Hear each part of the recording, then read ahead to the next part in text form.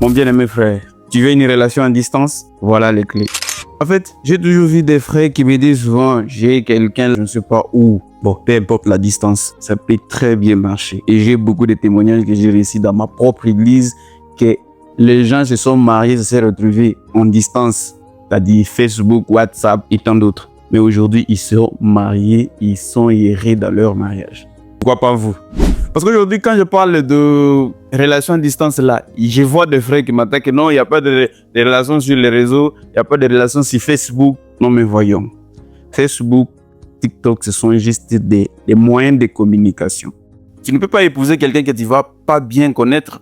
Si aujourd'hui, tu racontes, par exemple, une sœur sur les réseaux, lui demandez exactement la façon où vous faites seulement en face là. Vous demandez la transparence. Les appels vidéo sont là. Sa famille, tu peux causer avec elle. Tu peux même faire l'appel vidéo, vous faites conférence comme si vous êtes en face.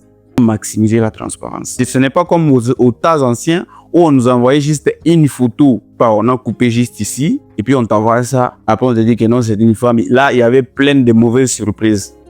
Mais aujourd'hui, ce n'est plus le cas. Donc, à mon avis, moi, je ne trouve vraiment pas de mal à ça. Et si tu veux vraiment attaquer la relation à distance là, il faut avoir un bon téléphone. Il faut le savoir. Un bon téléphone, et rassure-toi que ton partenaire puisse aussi avoir un bon téléphone. Vous voyez, tu ne peux pas commencer avec la relation à distance. La fille là n'a pas de téléphone. Or que pour que la relation à distance puisse bien marcher, il faut la communication permanente. À tout moment, vous devez parler pour créer l'attachement à tout moment et la confiance en soi. Parce que je vous donne un exemple de la Bible. Vous savez que dans la Bible, il y avait même quelqu'un qui a attaqué la relation à distance. La femme qu'il ne connaissait même pas. Isaac, son père a envoyé un serviteur pour aller chercher pour lui la femme. Va dans ma tribu, fais ceci. Et le monsieur est parti, il a cherché, tout ça. Il a amené la femme. Il ne l'avait pas fréquenté comme ça, en face comme ça, je veux t'épouser. Non. Maintenant, si au temps ancien où il n'y avait pas de moyens de communication modernes que nous avons aujourd'hui, ça marchait. Encore mieux pour votre raison, aujourd'hui, tout est possible.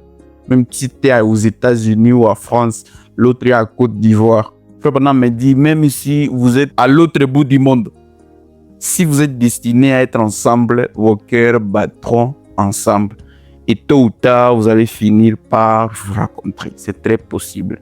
Bien sûr, je peux l'avouer que c'est très difficile.